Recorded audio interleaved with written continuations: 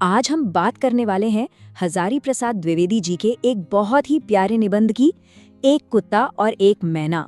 देखिए, ये सिर्फ जानवरों की एक कहानी नहीं है, बल्कि ये हमें दुनिया को एक बिल्कुल अलग, एक ज्यादा गहरी नजर से देखना सिखाती है।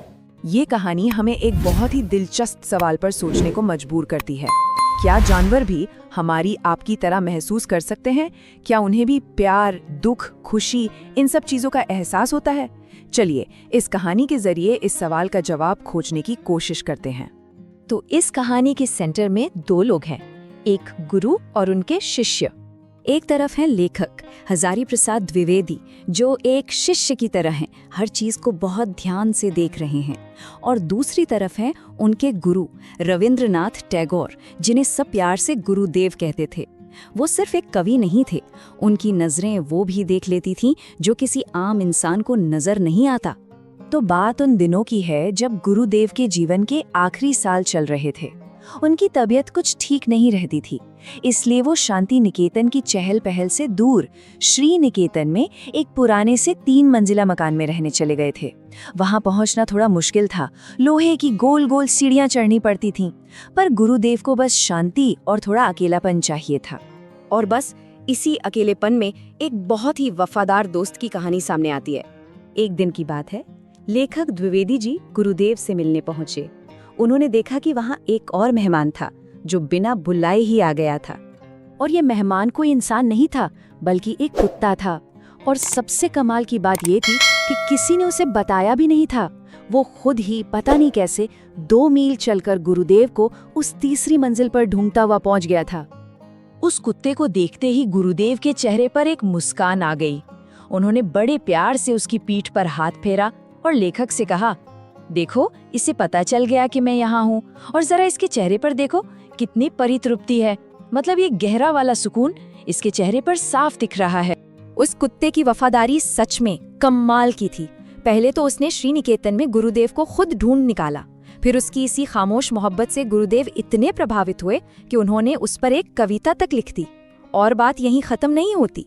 जब गुरुदेव का निधन हो गया और उनकी अस्थियों का कलश आश्रम में रखा गया, तो वो कुत्ता भी चुपचाप वहां सबके साथ उस कलश के पास बैठा रहा।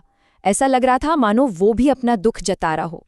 लेकिन ये कहानी यहीं पूरी नहीं होती। अब देखते हैं कि कैसे गुरुदेव की नज़र एक और छोटे से, बहुत ही मामूली से जीव के अंदर छिपे दर्द को भी पहचान लेती है। एक और दिन की बात है, लेखक और गुरुदेव बैठे हुए थे और उनकी नज़र एक लंगड़ी मैना पर पड़ी जो बगीचे में फुदक फुदक कर चल रही थी।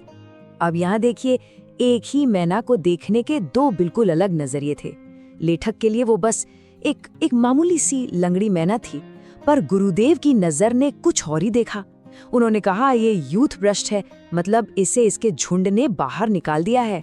उन्हें उस मैना की हर एक फुदक में एक गहरा दुख, एक करुणा महसूस हो रही थी। गुरुदेव ने सिर्फ उसका दुख नहीं देखा, बल्कि वो उसके पीछे की कहानी के बारे में भी सोचने लगे। उन्होंने अंदाजा लगाया कि शायद ये कोई विधुर है, कोई मेल मैना जो लड़ाई में हार गया हो और उसे भगा दिया गया हो, या फिर शायद ये कोई विधवा मैना है जो अपने साथी को खोने के गम में अकेली रह गई है। तो कुत्ते और मैना की ये दोनों कहानियां हमें गुरुदेव के एक बहुत ही खास गुण के बारे में बताती हैं, उनकी मार्मिक दृष्टि। इसी को मर्मभेदी दृष्टि कहते हैं। ये थोड़ा भारी शब्द है, पर इसका मतलब बहुत आसान है। दिल के अंदर तक देख लेने वाली नजर। ये एक ऐसी कमाल की काबिलियत है जो ऊपर ऊपर नहीं, बल्कि सतह के नीचे छिपे हुए दर्द को, अनकही भावनाओं को भी महसूस कर सकती है। और यही वो खास नजर थी जिसकी वजह से गुरुदेव उस कुत्ते के गहरे सुकून को महसूस कर पाए, उस मैना के छिपे हुए अकेलेपन को समझ पाए और उन बेजुबान जानवरों के अंदर की दुनिया से एक कनेक्शन बना पाए। तो सवाल उठता है कि एक कवि की इस नज़र से हम क्या सीख सकते हैं। पहली बात, खामोश भावनाओं को समझना, ये मानना कि जो बोल नहीं सकते उनके अंदर भी बहुत गहरे इमोशंस होते हैं। दूसरी बात, जो दिख रहा है बस वहीं तक नहीं रुकना, सतह के पार देखकर उसके पीछे की कहानी को ढूंढने की कोशिश करना। और तीसरी सबसे जरूरी बात, अपनी हमदर्दी का दायरा बढ़ाना, क्योंकि असली हमदर्दी हमें हर छोटे बड़े जीव से जोड़ती है। तो कुल मिलाकर ये निबंध हमें ये बताता है कि सच में चीजों को देखने और महसूस करने की जो ये काबिलियत है ना, यही एक महान कला और एक अच्छे सार्थक जीवन दोनों की बुनियाद है। और आखिर में ये कहानी हमारे लिए एक सवाल छोड़ जाती है। हम अपने आसपास की दुनिया को, अपने आसपास के लोगों को और इन बेजुबां प्राणियों को सच में कितनी गहराई से देखते हैं? क्या हम कभी ऊपर ऊपर से देखने के बजाय उनके अंदर झांकने की कोशिश करते हैं?